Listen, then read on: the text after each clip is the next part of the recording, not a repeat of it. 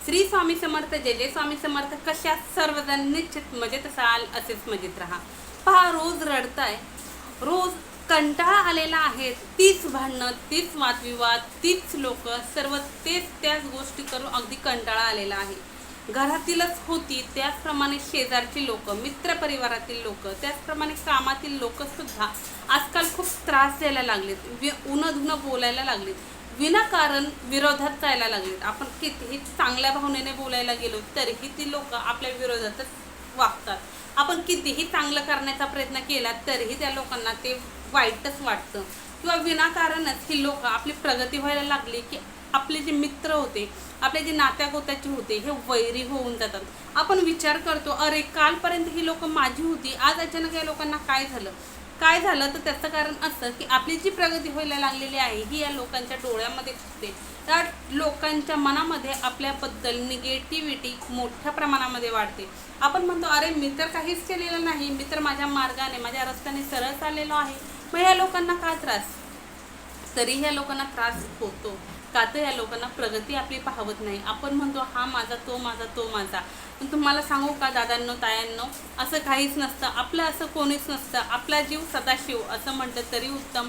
आपण म्हणतो ना, एखाद्याला आपण ज्यावेळेस आपण आपलं दुःख सांगायला जातो त्यावेळेस तो आपलं दुःख रडून ऐकण्याचा प्रयत्न करतो, परंतु आपण 4 पावलं पुढे गेलो की तेच दुःख इतरांना हसून सांगतो.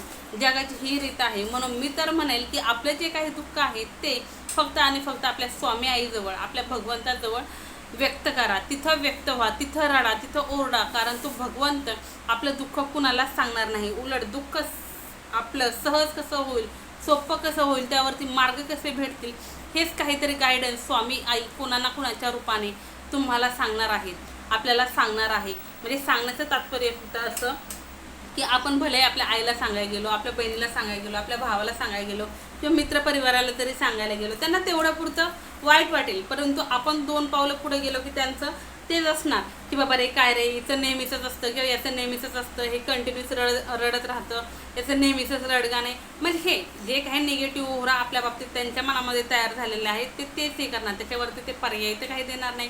परंतु स्वामीच्या समोर आपलं व्यक्त जर आपण झालो, आपलं जे काही दुःख आहे ते जर मांडलं, तर स्वामी कुणालाच सांगणार नाही. उलट कुणा ना कुणाच्या रूपाने निश्चित सांगते. काहीतरी तोडगा मात्र स्वामी निश्चित तुम्हाला देईल. तर आज हीच शत्रुपीडा, हीच नजर दोष, ह्याच बाधा, ह्याच इडापिडा, ह्या शत्रूचा त्रास, हे सर्व दूर करण्यासाठी ज्याला तुम्ही पूर्णपणे वैतागलेले आहात, एखादी व्यक्ती तिला आपल्या आयुष्यातून आपल्याला लांब लोटायचं आहे, पण ती व्यक्ती आपल्या आयुष्यातून लांब जातच नाही, ती आपल्याला चिटकूनच बसलेली आहे. किंवा एखादी व्यक्ती आपल्याला आपल्या आयुष्यामध्ये हवी आहे आणि ती व्यक्ती आपल्या आयुष्यामध्ये येतच नाही, आपण खूप प्रयत्न करतोय, तर त्यासाठी तुम्ही हा उपाय करू शकता. हा उपाय प्रियकर प्रेयसीसाठी, नवरा बायकोसाठी, बायको नवऱ्यासाठी, सासू सासऱ्यांसाठी, त्याचप्रमाणे दीर भाऊजाईसाठी, किंवा तुम्ही तुमच्या बहीण भावासाठी, किंवा आई वडिलांसाठी, किंवा कोणत्याही नात्यातील कोणत्याही रिलेशनसाठी, मुलांसाठी सुद्धा तुम्ही हा उपाय करू शकता. त्याचप्रमाणे तुम्ही तुमचे कलिक असतील त्यांच्यासाठी, तुमचे मित्रपरिवार असेल त्यांच्यासाठी सुद्धा हा उपाय करू शकता. उपाय सांगणार आहे तत्पूर्वी जे कोणी आपल्या चॅनलवरती नवीन असाल, अजून आपल्या चॅनलला सबस्क्राईब केलं नसेल तर आपल्या चॅनलला सबस्क्राईब करा, बेल आयकॉन ऑन करा, जेणेकरून असे छान छान व्हिडिओ तुमच्यापर्यंत येतील आणि तुमच्या जीवनाचे सोनं झाल्याशिवाय राहणार नाही. व्हिडिओ स्किप न करता शेवटपर्यंत पहा, म्हणजे निश्चितच संपूर्ण माहिती तुमच्यापर्यंत पोहोचली जाईल. तर पहा, सर्वप्रथम 2 उपाय सांगणार आहे, त्यातील तुम्हाला जो करणं शक्य आहे तो उपाय तुम्ही करू शकता. तर सर्वप्रथम जो उपाय आहे त्यासाठी तुम्हाला लागणार आहे लिंबू. लिंबू तुम्हाला काय करायचं आहे, पूर्ण पिवळं असं लिंबू घ्यायचं नाही, अर्ध पिवळं आणि अर्ध हिरवं अशा प्रकारचं लिंबू घ्यायचं आहे. ज्या दिवशी उपाय करणार आहात त्याच दिवशी तुम्हाला लिंबू काय करायचं आहे, मार्केटमधून आणायचं आहे. घरामध्ये असेल ते जर पूर्ण पिकलेलं असेल तर तसलं नाही, किंवा पूर्ण हिरवं असेल तसं नाही, अर्ध पिवळं अर्ध हिरवं असं लिंबू एक घ्यायचं आहे, ते फ्रेश असावं. त्यानंतर या लिंबावरती तुम्हाला लिहिण्यासाठी काळा पेन घ्यायचा आहे. काळा जेल पेन घ्या, बॉल पेन घ्या किंवा मार्कर घ्या, चालेल, फक्त काळ्याच रंगाचा पेन घ्यायचा आहे, एवढं लक्षात ठेवा. आता काय करायचं, हे लिंबू घरी आणायचं. घरी आणलं ते स्वच्छ पाण्याने धुवून घ्यायचं. नंतर एखाद्या कॉटनच्या किंवा सुती कपड्याने व्यवस्थित ते कोरडं करून घ्यायचं, पुसून घ्यायचं. घरातील दक्षिण दिशा जी आहे, दक्षिण दिशेला तोंड करून एका आसनावरती स्वच्छ हातपाय वगैरे धुवून बसायचं. एक प्लेट घ्यायची सोबत, त्या त्या प्लेटमध्ये हे लिंबू ठेवायचं. काळ्या रंगाचा एक छोटासा कपडा घ्यायचा किंवा काळ्या रंगाची एक छोटीशी पोटली जरी तुम्ही घेतली तरीही चालेल. आता काय करायचं, तर तो जे लिंबू आहे त्या लिंबावरती तुम्हाला जी व्यक्ती तुमच्या आयुष्यात हवी आहे किंवा तुम्हाला जी व्यक्ती त्रास देते किंवा जी व्यक्ती तुमचा शत्रू बनलेली आहे, जी व्यक्ती तुमच्या आयुष्यात तुम्हाला नको आहे, अशा व्यक्तीचं नाव तुम्हाला त्या लिंबावरती लिहायचं आहे. लिंबू उभं पकडायचं, वरती शेंडा असतो खाली दांडा असतो, असं उभं पकडायचं. बरोबर मधोमध तुम्हाला त्या लिंबावरती त्या व्यक्तीचं नाव लिहायचं. आता समजा तुमचे दाजी माझ्यासोबत राहत नाही, तर मला समजा तुमचे दाजी माझ्या आयुष्यामध्ये परत हवे, तर मी काय करणार, त्यावरती तुमच्या दाजींचं नाव लिहिणार. किंवा मी माझ्या एखाद्या मैत्रिणीसाठी करते किंवा माझ्या कलिगसाठी करते की तो मला खूप त्रास देतोय, मग मी त्याच्यासाठी करते की तो मला माझ्या जीवनामध्ये नको आहे, म्हणून मग त्या कलिगचं मी नाव त्या लिंबावरती लिहिणार. अशा पद्धतीने नाव लिहून घेतलं की हे जे लिंबू आहे त्या काळ्या रंगाचा जो कपडा आहे त्या काळ्या रंगाच्या कपड्यामध्ये तुम्हाला हे लिंबू ठेवून द्यायचं. त्याला कापडाने काय करायचं, गाठ मारायची, त्याची एक पोटली तयार करायची. ही तयार झालेली पोटली तुम्हाला लागलेली नजर किंवा तुम्हाला झालेली बाधा, तुम्हाला लागलेला दोष दूर करायचा आहे, म्हणून तुमच्या स्वतःवरून अँटी क्लॉकवाईज डोक्यापासून पायापर्यंत 7 वेळेस फिरवून घ्यायची, 7 वेळेस उतरवून घ्यायची. आणि त्यानंतर ही जी पोटली आहे ही 24 तास तुम्हाला तुमच्या सोबत ठेवायची आहे. हा जो उपाय आहे हा तुम्ही दिवसभरामध्ये कधीही केला तरीही चालतो. अगदी रात्री झोपण्यापूर्वी, रात्रीच्या 12च्या आत तुम्ही हा उपाय करू शकता, सकाळी उठल्यापासून. तर हे जे लिंबू आहे किंवा ही जी लिंबाची पोटली आहे ही 24 तास तुम्हाला कंटिन्यू सोबत ठेवायची. रात्री झोपताना उशीखाली घेऊन झोपायची. दिवसभर तुम्ही जिथे कुठे जाणार आहात कामानिमित्त वगैरे, तर तुम्हाला सोबत घेऊन जायची. महिला भगिनी त्यांच्या पर्स पॉकेटमध्ये किंवा खिशामध्ये, साडीच्या पदराला, स्टॉलच्या साईडला गाठ मारून ठेवू शकता. माझे जे भाऊ आहेत त्यांनी त्यांच्या पॅन्टच्या खिशात, जॅकेटच्या खिशात किंवा शर्टच्या खिशात किंवा पर्स किंवा सॅगमध्ये जरी ठेवलं तरी चालेल. फक्त आठवणीने रात्री झोपताना सोबत घेऊन झोपायची. आता समजा तुम्ही आज संध्याकाळी उपाय करणार आहात 8 वाजता, तर दुसऱ्या दिवशी बरोबर 8 वाजताच ते लिंबू तुम्हाला काय करायचं आहे, ते लिंबू घ्यायचं. ते लिंबू घेऊन तुम्हाला काय करायचं, पुन्हा स्वतःवरून अँटी क्लॉकवाईज 7 वेळेस ओवाळून घ्यायचं किंवा उतरवून घ्यायचं. आणि हे लिंबू तुम्हाला उभं म्हणजे शेंड्यापासून बुडापर्यंत असं लिंबू पकडायचं उभं तुम्हाला त्याच्या 4 फोडी करून घ्यायच्या आहेत. 4 फोडी करायच्या. आणि हे जे लिंबू आहे हे लिंबू घेऊन तुम्हाला घराच्या बाहेर जायचं. घराच्या बाहेर जायचं, जिथं मोकळी जागा आहे अशा ठिकाणी जायचं. आणि तिथे जाऊन तुम्हाला एक तुकडा दक्षिण दिशेला, एक तुकडा उत्तर दिशेला, एक तुकडा पश्चिम दिशेला आणि एक तुकडा पूर्व दिशेला अशा प्रकारे फेकायचं. फक्त उभं राहताना दक्षिण दिशेला तोंड करून उभं राहायचं, हलायचं नाही, डोलायचं नाही, काहीच नाही. पहिला दक्षिण, नंतर पश्चिम, पूर्व, पश्चिम असं जरी टाकलं तरी चालेल. म्हणजे दक्षिण, उत्तर, पूर्व, पश्चिम या प्रकारे फेकायचं. फेकून झालं की थेट घरी यायचं. येताना मागे वळून पाहायचं नाही, काही नाही. अशा प्रकारे तुम्हाला हा उपाय करायचा आहे. एका आठवड्यामध्ये एकदा जरी उपाय करून सोडून दिला तरीही तुम्हाला त्याची अनुभूती खूप काही तासांमध्येच येणार आहे. तुम्ही रोज जरी हा उपाय केला तरीही चालेल. कंटिन्यू 11 दिवस करा किंवा एकदा करून लेट्स गो करून सोडून दिला तरी तुम्हाला त्याची अनुभूती येणार आहे. त्याचप्रकारे दुसरा उपाय सांगते. दुसऱ्या उपायासाठी एक काचेचा ग्लास घ्यायचा. हा काचेचा ग्लास पूर्ण पाण्याने भरून घ्यायचा.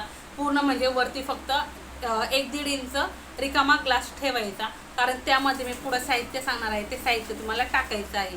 म्हणून 1-1.5 इंच कमी भरायचा ग्लास आणि तो ग्लास घ्यायचा. तो ग्लास घेतला की त्यानंतर तुम्हाला काय करायचं आहे, त्यामध्ये एक तुरटीचा तुकडा आणि एक तुम्हाला मिठाचा खडं मीठ जे असतं त्याचा एक खडा त्याच्यामध्ये टाकायचं. खडं मीठ नाही आहे तर चिमूटभर तुमच्याकडे जे कोणतं मीठ तुम्ही घरामध्ये वापरता ते मीठ जरी टाकलं तरीही चालेल. आणि त्यानंतर तुम्हाला जी व्यक्ती त्रास देते किंवा तुमच्या आयुष्यामध्ये जी व्यक्ती हवी आहे त्या व्यक्तीचं नाव एका कागदावरती लिहून, कोणताही कागद घ्या, हिरवा, पिवळा, निळा, काळा, कोणताही कागद घ्या, छोटासा तुकडा घ्यायचा एकदम. आणि त्या कागदावरती तुम्हाला काळ्या पेनने त्या व्यक्तीचं नाव लिहायचं आणि तो कागदाचा तुकडा त्या पाण्यामध्ये टाकायचा. आता हा उपाय कधी करायचा, कोणी करायचा? हा जो उपाय आहे हा कोणीही करू शकतं. आणि रात्री झोपण्यापूर्वी हा उपाय करायचा आहे. जेव्हा समजा तुम्ही 8ला झोपताय तर 8ला 5-10 मिनटं कमी असताना करायचा. 9ला झोपताय, 12ला झोपताय तर त्यापूर्वी फक्त 5-10 मिनटं तुम्हाला उपाय करायचा. हे ग्लासमध्ये सर्व साहित्य टाकलं की हा जो ग्लास आहे हा तुमच्या उशाच्या साईडला येईन अशा ठिकाणी ठेवायचं. तुमचा हात लागणार नाही झोपेमध्ये, ही काळजी घ्या. थोडंसं दूरवर ठेवा, फक्त डोक्याच्या साईडला ठेवायचं, एवढं मात्र काळजी घ्या. त्यानंतर काय करायचं, झोपून जायचं. सकाळी उठलात सकाळी उठल्याच्या नंतरनं आंघोळ करण्यापूर्वीच एक ग्लास उचलायचं, घराच्या बाहेर जायचं, एखादं काटेरी कोणतंही झाड असो, गुलाबाचं झाड असो किंवा कोरपडीचं असो किंवा बोरीचं असो किंवा बाभळीचं असो किंवा कोणते निवडुंगा असो किंवा लिंबोणीचं झाड असो, त्या झाडाला तुम्हाला हे पाणी ओतायचं आहे त्या झाडाला. कारण त्या काटेरी आहे ना, त्या सर्व काही दोष आहेत, जे काही तुम्हाला त्रास आहे त्या त्रासांतून तुम्हाला मुक्तता हवी आहे. म्हणून हे सर्व साहित्यातील पाणी तुम्हाला त्या झाडाला ओतायचं, दुसऱ्या कोणत्याही झाडाला ओतायचं नाही.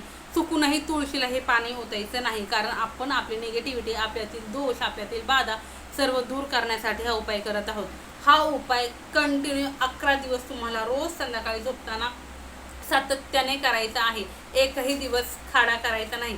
समजा एक दिवस तुम्ही 8 दिवस केला, 9व्या दिवशी तुम्हाला कुठेतरी बाहेर जावं लागलं अचानक, तर तुम्ही काय करायचं आहे, बाहेर जायला जिथे कुठे बाहेर जाणार आहात तिथेही हा उपाय करण्याचा प्रयत्न करायचा. समजा नाहीच झाला तर पुन्हा नव्याने तुम्हाला सुरुवात करावी लागणार आहे. तुम्हाला पिरियड आलं, सुतक आलं किंवा विटाळ आला तरीही तुम्हाला हा उपाय करायचा आहे. कारण या उपायामध्ये कोणताही तंत्र नाही, मंत्र नाही, काहीच नाही, कोणतीही सेवाही नाही. म्हणून तुम्हाला हा उपाय करता येईल. अशा पद्धतीने हा उपाय करायचा. हा उपाय सुद्धा केल्याच्या नंतरनं अगदी काही तासांमध्ये तो कोणता व्यक्ती आहे तो व्यक्ती तुमच्या आयुष्यामध्ये परत येईल. ज्या काही चुका त्याने केलेल्या असतील, जो काही त्याने त्रास दिलेला असेल, त्या त्रासासाठी तो स्वतः येऊन रडेल, तुमची माफी मागेल. जे काही चुका झाला त्यासाठी स्वतः येऊन नाक रडेल. इतका छान, इतका प्रभावी उपाय आहे. त्याची सांगितलेली सर्व माहिती तुम्हाला समजली असेल. व्हिडिओ कसा वाटला हे कमेंट्समध्ये सांगायला विसरू नका.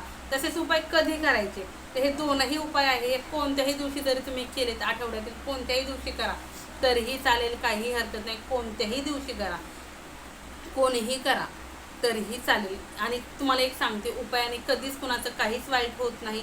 आपल्या आयुष्यामध्ये ज्या काही समस्या आहेत, जे काही संकट आहेत, अडचणी आहेत, त्यातून मार्ग काढण्यासाठी आपण उपाय करतो. उपाय करताना आपले जे काही कामधंदे आहेत, नोकरी व्यवसाय आहेत, तेही करायचे आहे. हातावर हात देऊन बसून काहीच होत नाही. आपण कामधंदा जर केला तरच आपले उपाय, आपलं भाग्य, आपलं नशीब आपल्याला साथ देतं. सांगण्याचं तात्पर्य फक्त एवढं, काहींचे गैरसमज होतात त्यासाठी सांगितलं. तर निश्चित सांगितलेली सर्व माहिती तुम्हाला समजली असेल. व्हिडिओ कसा वाटला हे कमेंट्समध्ये सांगायला विसरू नका. तसेच कमेंट्समध्ये श्री स्वामी समर्थ, जय जय स्वामी समर्थ हे लिहायलाही विसरू नका. झालेली सेवा स्वामींचरणी ऋतू. श्री स्वामी समर्थ, जय जय स्वामी समर्थ, श्री स्वामी समर्थ महाराज की जय.